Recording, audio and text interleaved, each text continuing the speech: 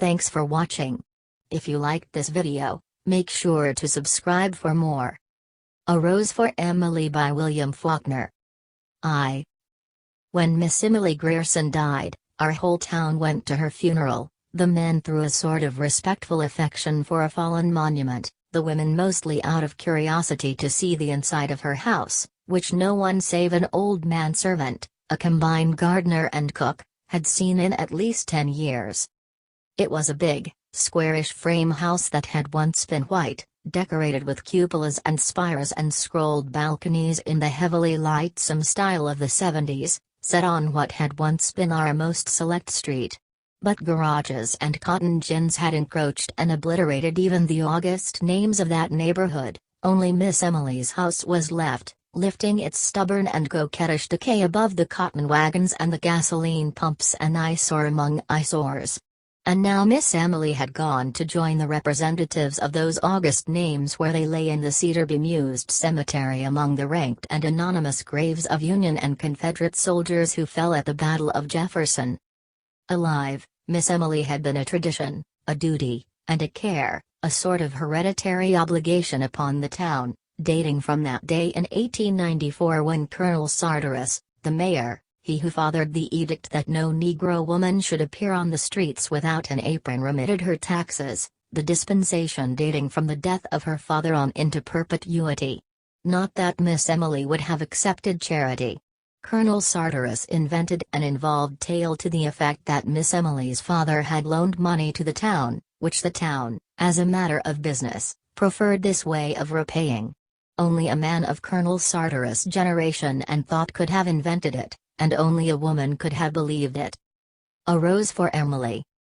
When the next generation, with its more modern ideas, became mayors and aldermen, this arrangement created some little dissatisfaction. On the first of the year they mailed her a tax notice. February came, and there was no reply.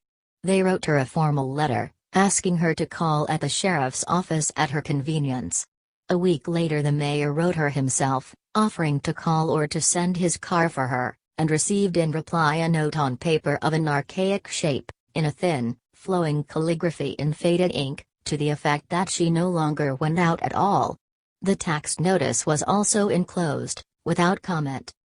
They called a special meeting of the Board of Aldermen.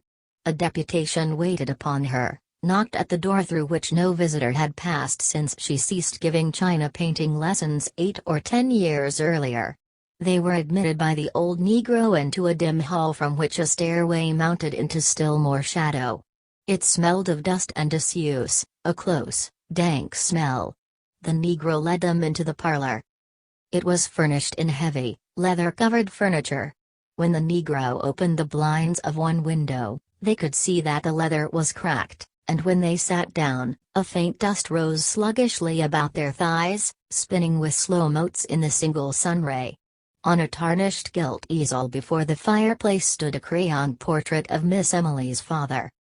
They rose when she entered, a small, fat woman in black, with a thin gold chain descending to her waist and vanishing into her belt, leaning on an ebony cane with a tarnished gold head. Her skeleton was small and spare, perhaps that was why what would have been merely plumpness in another was obesity in her. She looked bloated, like a body long submerged in motionless water, and of that pallid hue. A Rose for Emily. Her eyes, lost in the fatty ridges of her face, looked like 2 small pieces of coal pressed into a lump of dough as they moved from one face to another while the visitors stated their errand. She did not ask them to sit. She just stood in the door and listened quietly until the spokesman came to a stumbling halt. Then they could hear the invisible watch ticking at the end of the gold chain. Her voice was dry and cold. "I have no taxes in Jefferson. Colonel Sartoris explained it to me. Perhaps one of you can gain access to the city records and satisfy yourselves." "But we have. We are the city authorities, Miss Emily. Didn't you get a notice from the sheriff, signed by him?" "I received a paper, yes," Miss Emily said. "Perhaps he considers himself the sheriff. I have no taxes in Jefferson." "But there is nothing on the books to show that. You see, we must go by the." "See Colonel Sartoris. I have no taxes in Jefferson. But, Miss Emily. See Colonel Sartoris. Colonel Sartoris had been dead almost 10 years. I have no taxes in Jefferson. Tope. The Negro appeared. Show these gentlemen out. A rose for Emily. 2. So she vanquished them, horse and foot, just as she had vanquished their fathers 30 years before about the smell. That was 2 years after her father's death and a short time after her sweetheart, the one we believed would marry her, had deserted her. After her father's death she went out very little. After her sweetheart went away, people hardly saw her at all. A few of the ladies had the temerity to call, but were not received, and the only sign of life about the place was the Negro man, a young man then, going in and out with a market basket.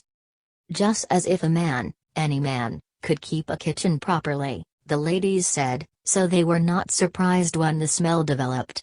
It was another link between the gross, teeming world and the high and mighty Griersons. An neighbor, a woman, complained to the mayor, Judge Stevens, 80 years old. "But what will you have me do about it, madam?" he said. "Why, send her word to stop it," the woman said. "Isn't there a law?" "I'm sure that won't be necessary," Judge Stevens said. "It's probably just a snake or a rat that nigger of hers killed in the yard. I'll speak to him about it." The next day he received 2 more complaints, one from a man who came in diffident deprecation. "We really must do something about it, Judge. I'd be the last one in the world to bother Miss Emily, but we've got to do something." That night the Board of Aldermen met, 3 graybeards and 1 younger man, a member of the rising generation. A rose for Emily. "It's simple enough," he said. "Send her word to have her place cleaned up.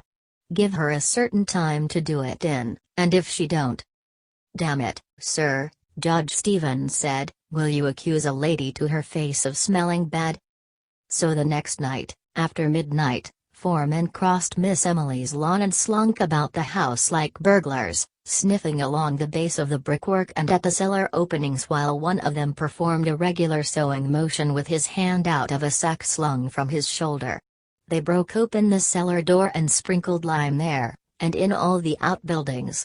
As they recrossed the lawn, a window that had been dark was lighted and Miss Emily sat in it, the light behind her, and her upright torso motionless as that of an idol. They crept quietly across the lawn and into the shadow of the locusts that lined the street.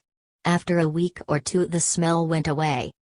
That was when people had begun to feel really sorry for her.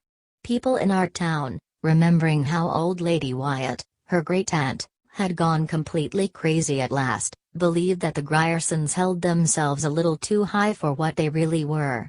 None of the young men were quite good enough for Miss Emily and such.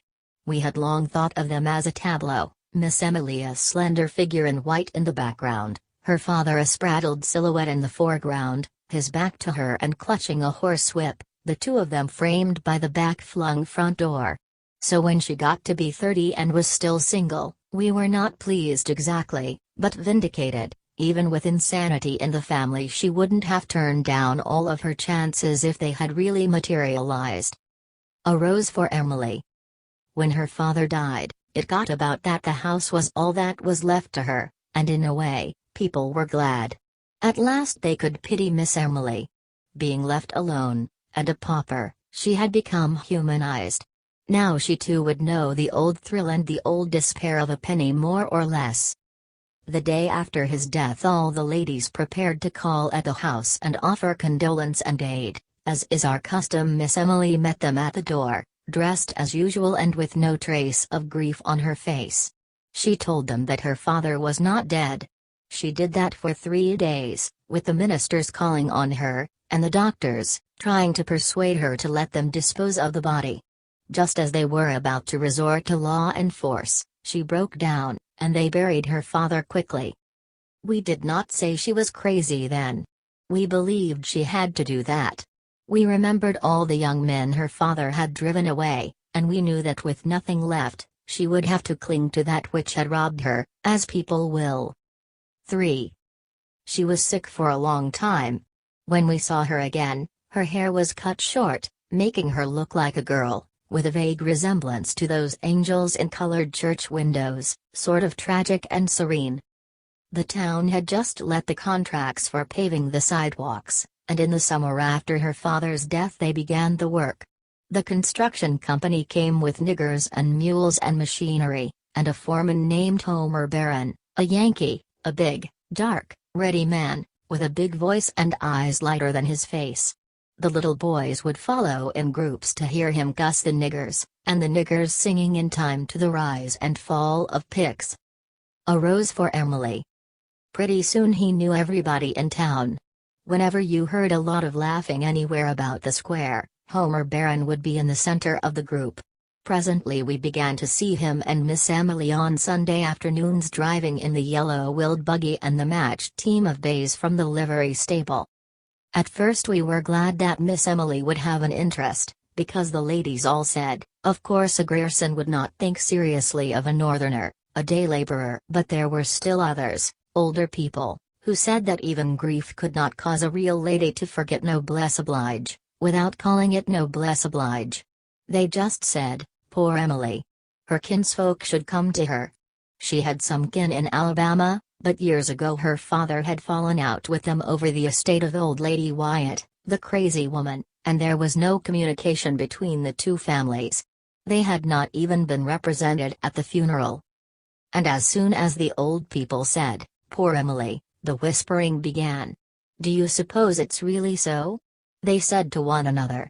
Of course it is. What else could? This behind their hands, rustling of green silk and satin behind jalousies closed upon the sun of Sunday afternoon as the thin, swift clop clop clop of the match team passed. Poor Emily. She carried her head high enough, even when we believed that she was fallen. It was as if she demanded more than ever the recognition of her dignity as the last Grierson, as if it had wanted that touch of earthiness to reaffirm her imperviousness. Like when she bought the rat poison, the arsenic. That was over a year after they had begun to say poor Emily, and while the two female cousins were visiting her. A rose for Emily. I want some poison, she said to the druggist. She was over 30 then, still a slight woman, though thinner than usual, with cold, haughty black eyes in a face the flesh of which was strained across the temples and about the eye sockets as you imagine a lighthouse keeper's face ought to look. I want some poison, she said. Yes, Miss Emily. What kind? For rats and such? I'd recom. I want the best you have. I don't care what kind. The druggist named several. They'll kill anything up to an elephant. But what you want is arsenic, Miss Emily said. Is that a good one? Is arsenic? Yes, ma'am. But what you want? I want arsenic. The druggist looked down at her. She looked back at him, erect, her face like a strained flag. Why, of course, the druggist said. If that's what you want. But the law requires you to tell what you are going to use it for. Miss Emily just stared at him, her head tilted back in order to look him eye for eye, until he looked away and went and got the arsenic and wrapped it up. The Negro delivery boy brought her the package. The druggist didn't come back. When she opened the package at home there was written on the box, under the skull and bones, for rats. A rose for Emily. 4. So the next day we all said, she will kill herself, and we said it would be the best thing. When she had first begun to be seen with Homer Barron, we had said, she will marry him. Then we said, she will persuade him yet, because Homer himself had remarked, he liked men, and it was known that he drank with the younger men in the Elks Club, that he was not a marrying man. Later we said, poor Emily behind the jalousies as they passed on Sunday afternoon in the glittering buggy, Miss Emily with her head high and Homer Barron with his hat cocked and a cigar in his teeth, reins and whip in a yellow glove. Then some of the ladies began to say that it was a disgrace to the town and a bad example to the young people. The men did not want to interfere, but at last the ladies forced the Baptist minister, Miss Emily's people were Episcopal, to call upon her. He would never divulge what happened during that interview, but he refused to go back again. The next Sunday they again drove about the streets, and the following day the minister's wife wrote to Miss Emily's relations in Alabama. So she had blood kin under her roof again, and we sat back to watch developments. At first nothing happened. Then we were sure that they were to be married. We learned that Miss Emily had been to the jeweler's and ordered a man's toilet set in silver, with the letters H. B. on each piece. 2 days later we learned that she had bought a complete outfit of men's clothing, including a nightshirt, and we said, "They are married." We were really glad.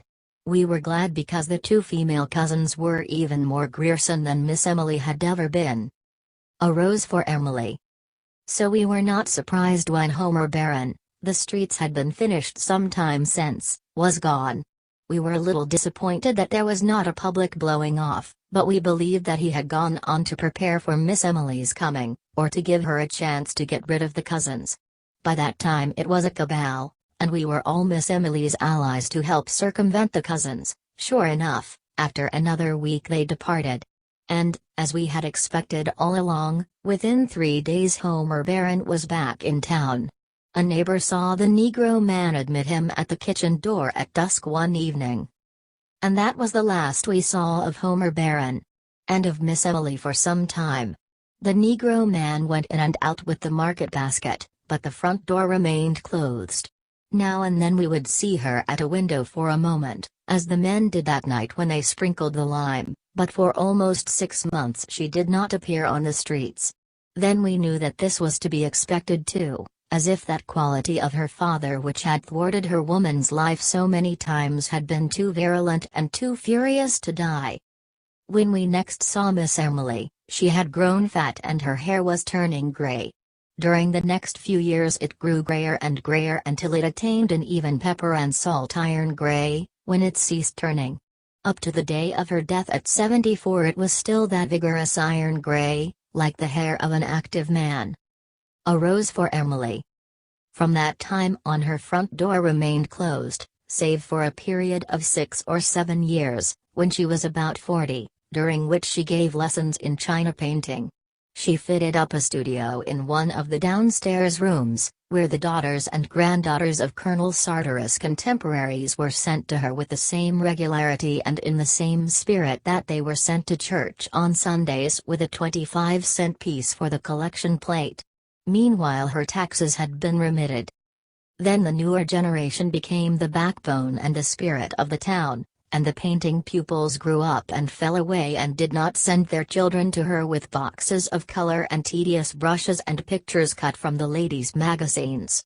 The front door closed upon the last one and remained closed for good. When the town got free postal delivery, Miss Emily alone refused to let them fasten the metal numbers above her door and attach a mailbox to it. She would not listen to them. Daily, monthly, yearly we watched the Negro grow grayer and more stooped, going in and out with the market basket. Each December we sent her a tax notice, which would be returned by the post office a week later, unclaimed. Now and then we would see her in one of the downstairs windows. She had evidently shut up the top floor of the house, like the carven torso of an idol in a niche, looking or not looking at us, we could never tell which. Thus she passed from generation to generation, dear, inescapable, impervious, tranquil, and perverse. And so she died. Fell ill in the house filled with dust and shadows, with only a doddering Negro man to wait on her. We did not even know she was sick. We had long since given up trying to get any information from the Negro. A rose for Emily. He talked to no one, probably not even to her, for his voice had grown harsh and rusty, as if from disuse. She died in one of the downstairs rooms, in a heavy walnut bed with a curtain, her gray head propped on a pillow yellow and moldy with age and lack of sunlight. The Negro met the first of the ladies at the front door and let them in, with their hushed, sibilant voices and their quick, curious glances, and then he disappeared. He walked right through the house and out the back and was not seen again. The 2 female cousins came at once. They held the funeral on the second day, with the town coming to look at Miss Emily beneath a mass of bought flowers, with the crayon face of her father musing profoundly above the beer and the ladies sibilant and macabre, and the very old men, some in their brushed Confederate uniforms, on the porch and the lawn, talking of Miss Emily as if she had been a contemporary of theirs, believing that they had danced with her and courted her perhaps, confusing time with its mathematical progression, as the old do, to whom all the past is not a diminishing road but, instead, a huge meadow which no winter ever quite touches, divided from them now by the narrow bottleneck of the most recent decade of years. Already we knew that there was one room in that region above stairs which no one had seen in 40 years, and which would have to be forced. They waited until Miss Emily was decently in the ground before they opened it. A rose for Emily. The violence of breaking down the door seemed to fill this room with pervading dust.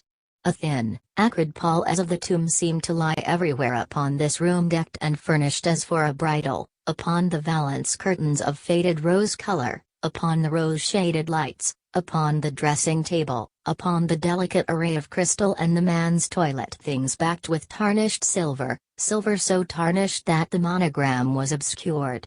Among them lay a collar and tie, as if they had just been removed, which, lifted, left upon the surface a pale crescent in the dust. Upon a chair hung the suit, carefully folded, beneath it the two mute shoes and the discarded socks. The man himself lay in the bed. For a long while we just stood there, looking down at the profound and fleshless grin. The body had apparently once lain in the attitude of an embrace, but now the long sleep that outlasts love, that conquers even the grimace of love, had cuckolded him. What was left of him, rotted beneath what was left of the nightshirt, had become inextricable from the bed in which he lay, and upon him and upon the pillow beside him lay that even coating of the patient and biting dust. Then we noticed that in the second pillow was the indentation of a head. One of us lifted something from it, and leaning forward, that faint and invisible dust dry and acrid in the nostrils, we saw a long strand of iron gray hair. Thanks for watching. If you liked this video, make sure to subscribe for more.